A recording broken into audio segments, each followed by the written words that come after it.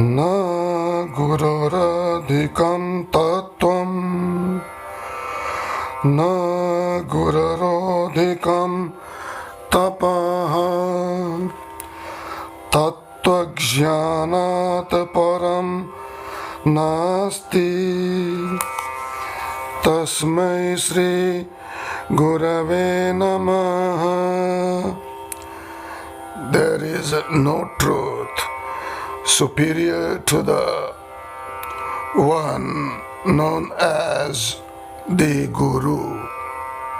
There is no tapas or austerity greater than the service rendered to the Guru. There is no jnana or knowledge superior to that of the Atma or Atman. Therefore, I salute the Guru, who is the embodiment of Atman or Atmagyan or Atma Jnana or the knowledge of Atman. Now the meaning in Hindi. Na gururodhikam tattvam na gururodhikam tapah tattvagjnanat param nasti। तस्मै श्री गुरवे नमः। गुरु से बढ़कर कोई तत्व नहीं है, गुरु से बढ़कर कोई तप नहीं है, गुरु से बढ़कर कोई ज्ञान नहीं है। इसीलिए मैं अपने गुरु को, जो कि इस संसार में आत्मा या आत्मज्ञान के प्रतीक हैं, नमस्कार करता हूँ।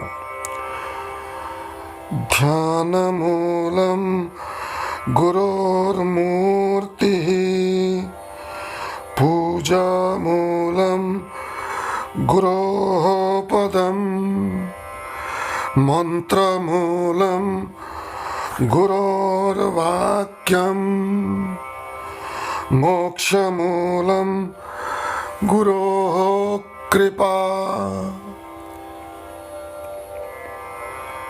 गुरु की मूर्ति ध्यान का मूल है। गुरु के पांव पूजा के मूल हैं।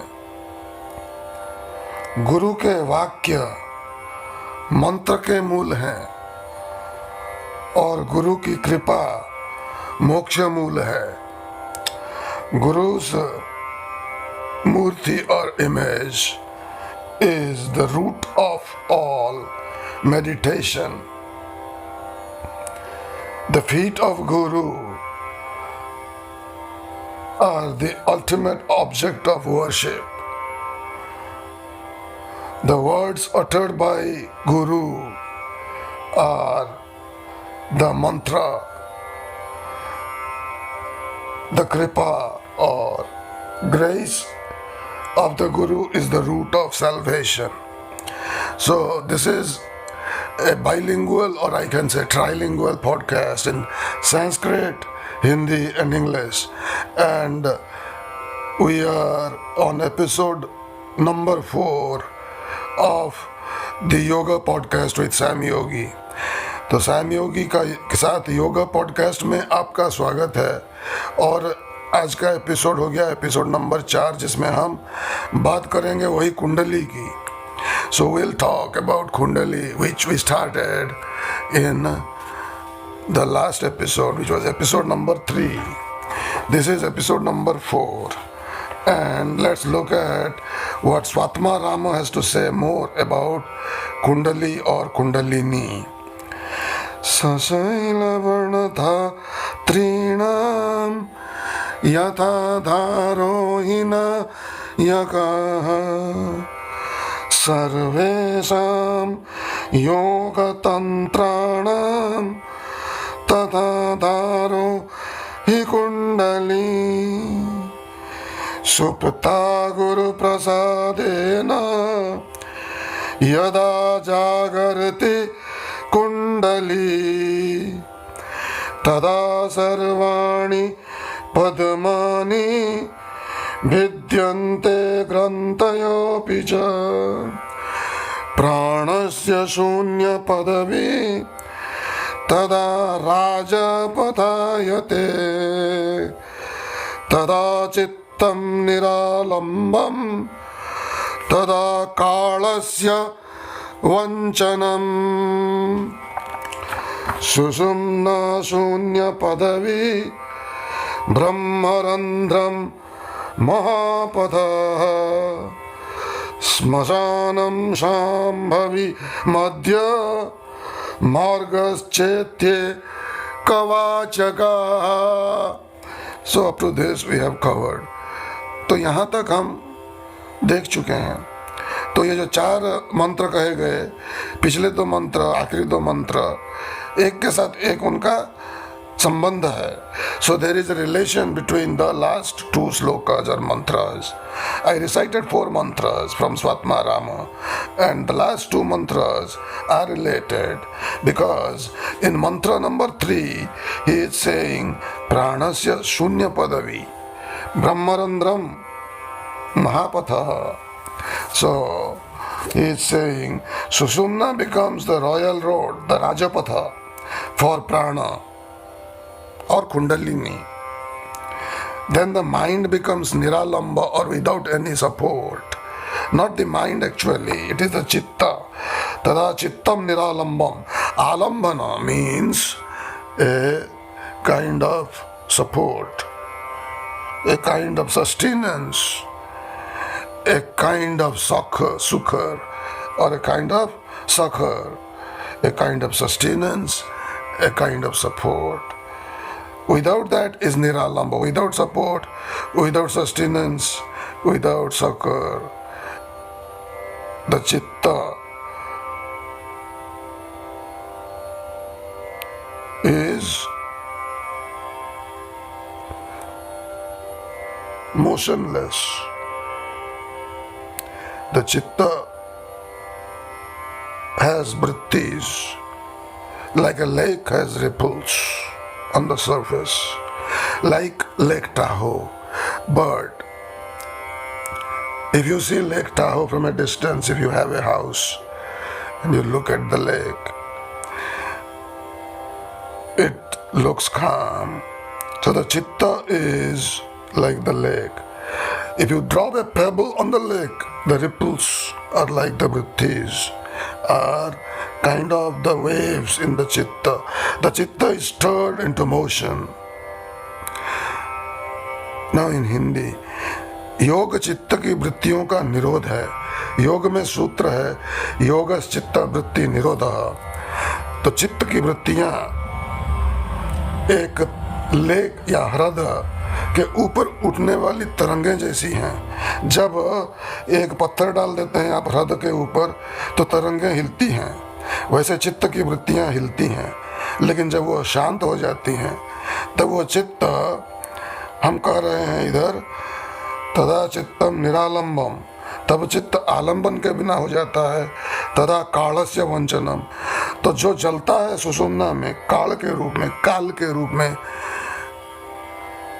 मृत्यु के रूप में, वह हमको ले जा रहा है उसके पास हर सांस में. तो उससे बचते हैं हम. कब? जब सुषुम्ना बन जाती है राजपथ. प्राणस्य शून्य पदवी तदा राजपथायते तदा चित्तं निरालंबं तदा कालस्य वंचनम्.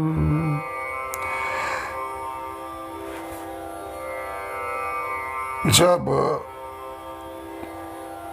सोई हुई कुंडलिनी जागती है गुरु की कृपा से, अभी हमने गुरु के मंत्र पढ़े, गुरु की कृपा होगी तो kundalini जागेगी.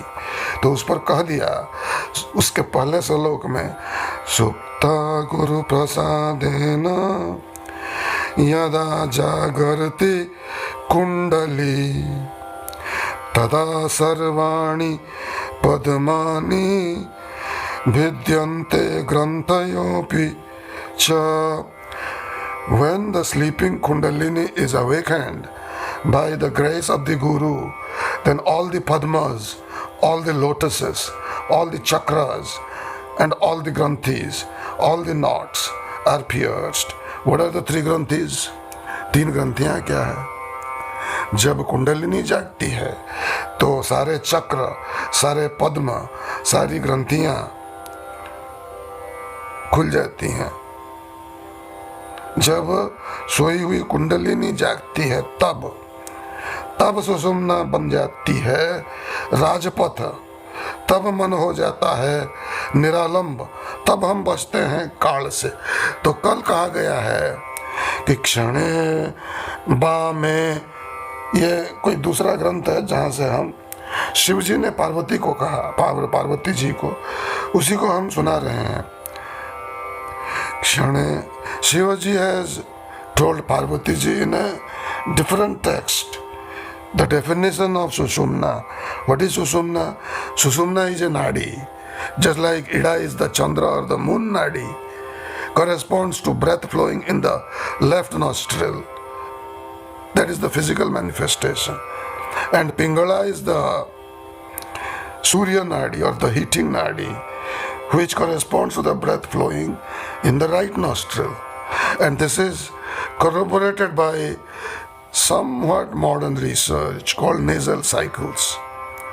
And the research is not conclusive, but it points to the fact that when the breath is flowing through the left nostril, the right hemisphere of the brain, which is the creative potential, is active. Now that is also debated, whether the right hemisphere is creative and the left hemisphere of the brain is logical. But what is corroborated without doubt through modern kind of research is the fact that when the breath flows through the right nostril, the left hemisphere is active. That is corroborated. Now what is not conclusive or what is debated or what is argued is whether the left brain is logical, the right brain is spatial or creative or not. That is debated. Now in Hindi, तो हम कह रहे थे कि ये जो ग्रंथ है जहाँ से हम ये पार्वती जी को शिव जी ने जो कहा उसको सुना रहे हैं, वो ग्रंथ में यह कहा गया क्षणम वामे क्षणम दक्षे यदा बहुत ही मारुता, जब मारुत या पवन हिलता है, कभी कभी बाएं और कभी कभी दाहिने नाड़ी में. बायां नाड़ी है इड़ा नाड़ी, चंद्र नाड़ी ठंडी, दाहिना नाड़ी है पिंगला नाड़ी, सूर्य नाड़ी गर्मी. जब कभी बाईं तरफ कभी दाहिने तरफ, तब हम कहते हैं सुषुम्ना खुली है. जब सुषुम्ना खुलती है तब कहा गया इधर प्राण शून्य हो जाता है और चित्त निरालंब हो जाता है और यह प्राण सुषुम्ना के मार्ग से ऊपर उठता है. तो ये जो अंग्रेजी में हम कह रहे थे कि ये जो साइंटिफिक रिसर्च है वो दिखाता है कि कभी प्राण बाईं नाक से चलता है, उसे नेजल साइकिल कहते हैं, नाक की साइकिल. तो नेजल साइकिल मॉडर्न रिसर्च, आधुनिक प्रयोग और रिसर्च कहता है कि जब बाईं तरफ सांस चल रही है तब दाहिना हेमिस्फीयर मतलब अर्धगोल. तो अगर ब्रेन को हम स्फीयर मान लें तो हेमिस्फीयर आधा स्फीयर, हाफ स्फीयर हो गया, दाहिना और बायां. जब बाईं तरफ सांस चलती है तो दाहिना ब्रेन हेमिस्फीयर एक्टिव होता है, जब दाहिने तरफ चलती है सांस तो बायां ब्रेन का हेमिस्फीयर एक्टिव होता है. ये तो कंक्लूसिव है. तो योग भी यही कहता है, बहुत सालों से कह रहा है, बहुत शताब्दियों से कह रहा है. और यह कंक्लूसिव, यह इस पर लोगों के मत मिलते नहीं है कि जो बायां हेमिस्फीयर है ब्रेन का वह लॉजिकल है, जैसे गणित करता है धड़ाधड़. जब आदमी गणित करता है तो बायां ज़्यादा एक्टिव है. जब धड़ाधड़ नहीं कर पाता है लेकिन सोचता है काल्पनिक चीज़ों को देखता है, रचना करता है, मूर्ति की रचना करता है, या कुछ चित्र विचित्र बनाता है, चित्र को ये कर देता है तो आंक देता है। तो कहते हैं कुछ लोग कि दाहिना हेमिस्फीयर ज़्यादा एक्टिव है, क्रिएटिव है। आप कुछ लिख रहे हैं तो कुछ लिख दिया तो वो दाहिने तरफ है, फिर उसको सजा के लिखते हैं स्टाइल में तो वो बायां तरफ है। तो ये कंक्लूसिव नहीं है, लोग नहीं मानते हैं कि दाहिना ऐसा करता है, बायां ऐसा करता है। लेकिन लोग यह मानते हैं कि जब दाहिने नाक से सांस चलती है, यह विज्ञान मानता है, तब बायां तरफ हेमिस्फीयर एक्टिव है। जब बायां तरफ चलता है तब दाहिना तरफ एक्टिव है। एंड ऑल्सो, अभी अंग्रेजी में थोड़ा, and also the nasal cycle alternates between the left and the right nostril every 3 to 5 hours as per modern research, but as per yoga it fluctuates every hour. तो आधुनिक research के हिसाब से 3 से 5 घंटे में यह सांस बदलते रहती है। नेजल साइकिल के हिसाब से बाएं से दाहिने में चली जाती है, फिर दाहिने से बाएं में आ जाती है। लेकिन ध्यान या योग के अनुसार यह प्रति घंटे बदलते रहती है।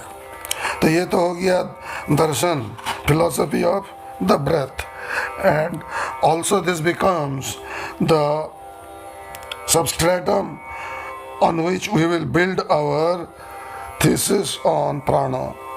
So here the prana flows through Sushumna means actually the prana is flowing sometimes to the left, sometimes to the right. Or the breath is flowing sometimes to the left nostril, sometimes to the right nostril. So the Sushumna becomes active, through which the prana is flowing, we say. Now the Sushumna is typically dormant. When the Sushumna is dormant, the Kundalini will not rise. When the Kundalini rises, it is said it goes through, the main energy will go through Sushumna. Now the experience can be different, and it is individualistic, different for each person, and I am not going to say more about the experiences of people whom I don't know.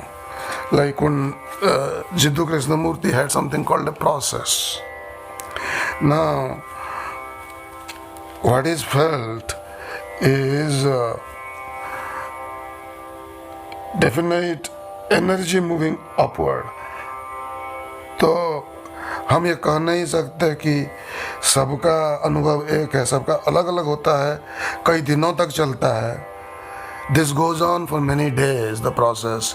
Whosoever has the Kundalini awakened, it happens over a lot of days, and it typically happens when one is in a retreat kind of situation from the world, maybe in a retreat. So the Kundalini, when it awakens, there is no blockage. If there is no blockage, it will rise up to the Vyoma Chakra or the spatial chakra. The spatial chakra at the top of the head, and that is the royal path, Mahapatha, as is being said in this last verse that we just checked. Sushumna Shunya Padavi Brahmarandram Mahapatha Smashanam Shambhavi Madhya Margaschetyekavachaka. So Sushumna, Shunya Padavi, or the great void, Brahmarandra, or the entry to Brahman, Mahapatha, or the great road, Smashana, or the burning ground, Sambhavi, or which appertains to the auspicious Sambhu, and typically we say a mudra, and Madhya Marga, or the central path, or the Sushumna, these refer to the same thing. तो सुषुम्ना नाड़ी, शून्य पदवी, ब्रह्मरंध्र, महापथ, स्मशान, सांभवी मुद्रा. सांभवी होता है शिव को प्रसन्न करने वाली. मध्य मार्ग, सुषुम्ना, यह सब एक ही चीज को दर्शाते हैं। ये कहा गया इस श्लोक में, सुषुम्ना शून्य पदवी। तो उसके पहले श्लोक में कहा प्राणस्य शून्य पदवी तदा राजपथायते। तो ये राजपथ है, ये महापथ है। सुषुम्ना शून्य पदवी ब्रह्मरंध्रम महापथ प्राणस्य शून्य पदवी तदा राजपथायते तदा चित्तम निरालंबम तदा कालस्य वंचनम श्मशानम शांभवी मध्य मार्गश्चेते कवाचका। तो अर्थ अभी स्पष्ट हो गया होगा आपको कि प्राण की शून्य पदवी राजपथ सुषुम्ना है, ब्रह्मरंध्र है महापथ। तो ब्रह्मरंध्र 10वां द्वार है, ब्रह्मरंध्र 10वां द्वार है, जिस मार्ग से अगर हम प्राण को ले लें तो फिर से लौट के नहीं आना पड़ता। So what I was saying was assurance that brahmarandhra is the 10th door. So the 9 doors we know: the 2 lower apertures, the 2 eyes, the 2 nostrils, the 2 ears, and the 1 mouth. तो 2 निचले खुलने वाले द्वार, मल द्वार, और ये हो गया उपस्थ, और 2 आंख, 2 नाक, 2 कान और 1 मुंह, ये हो जाते हैं नवद्वार। नवद्वार पूरे देही गीता में कह दिया। अब 10वां द्वार है ब्रह्मरंध्र, उसकी बात हो रही है। सुषुम्ना शून्य पदवी ब्रह्म रंध्रम महापथ श्मशानम शांभवी मध्य मार्गश्चेते कवाचका। So the meaning should be clear that Brahmarandhra is the path to Kundalini or Prana or the Shakti from going out of the body at the time of death. The prana leaves through the 10th door for yogis. If you are an also ran, it will go through the eyes. You know, the eyes are open when the prana leaves through the eyes.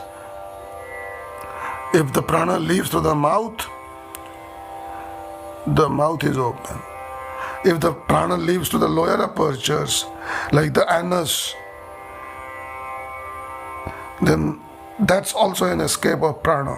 The yogi tries to lift the prana and let it exit through the Brahmarandhra. तो प्राण जब आंख से निकल जाती है तो हम कहते हैं एक तरह का प्राण छूट गया, आदमी चला गया। जब प्राण नाक से निकल जाते हैं तो भी चलता है, मुंह से निकल सकता है, गुदा इंद्रिय है वहाँ से निकल सकता है, कानों से निकल सकता है। लेकिन जब योगी जाते हैं अपना शरीर छोड़कर तो वो निकलते हैं ब्रह्मरंध्र से। तो ये तो हो गया ब्रह्मरंध्र की महिमा। सुषुम्ना शून्य पदवी ब्रह्मरंध्र महापथ श्मशानम शांभवी मध्य मार्गश्चेत्य कवचकः। Next verse. तस्मात् सर्व प्रयत्नेन प्रबोध हितुमीश्वरी ब्रह्मद्वार मुखे सुप्तां मुद्राभ्यासम समाचरे। इसीलिए कोशिश करके ये जो तरह तरह की मुद्राएं हैं इनका अभ्यास करना चाहिए ताकि देवी कुंडलिनी जो कि ब्रह्म द्वार के मुख में सो रही हैं वो उठें। जागो माँ जागो कहते हैं, अराइज मदर अराइज। अगर आप ब्रह्मचर्य का पालन करते हैं तो प्रतिदिन उठें और कहें जागो माँ जागो। जितनी माँ जागेगी उतना आपका ब्रह्मचर्य मजबूत होगा। सो what this verse says, tasmat sarva prayatnena prabodha itumishwarim brahmadvara mukhe sukta mudrabhyasam samachare.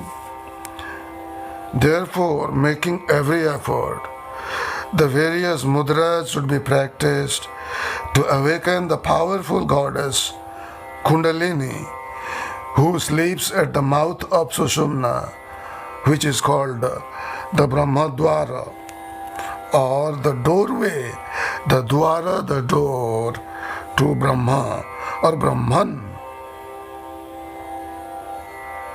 So the mudras that are described in the next few verses, we shall go in sufficient detail in the next couple of episodes. तो अगले 2 episodes में इस podcast का yoga podcast with Sam योगी हम इन मुद्राओं के बारे में बात करेंगे,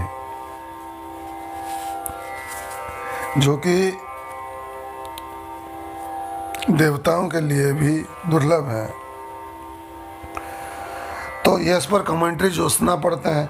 so let's read the Sanskrit commentary for this verse which we just discussed, and I'll not go into the details. It is only for those who understand Sanskrit, and you can listen in, no harm. And with this we'll close the discourse.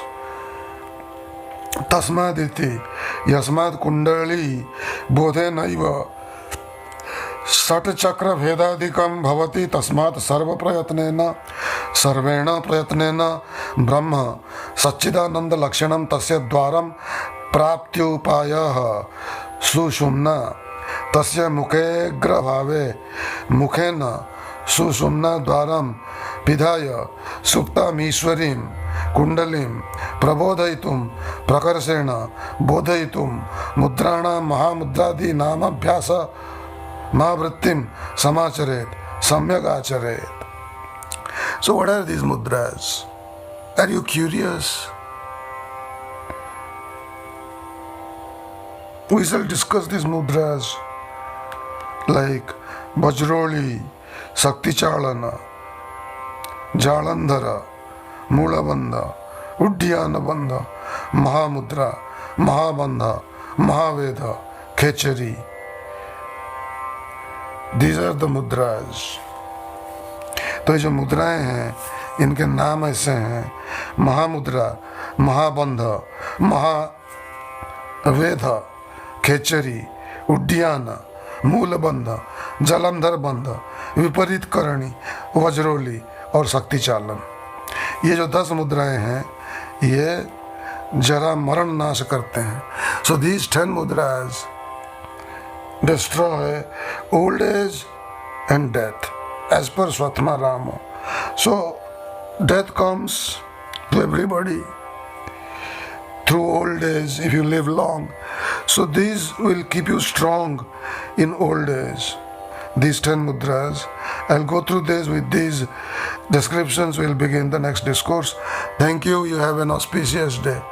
तो इन मुद्राओं के साथ हम प्रवचन अगला योग पे शुरू करेंगे. आपका दिन मंगलमय हो. ओम शांति शांति शांति.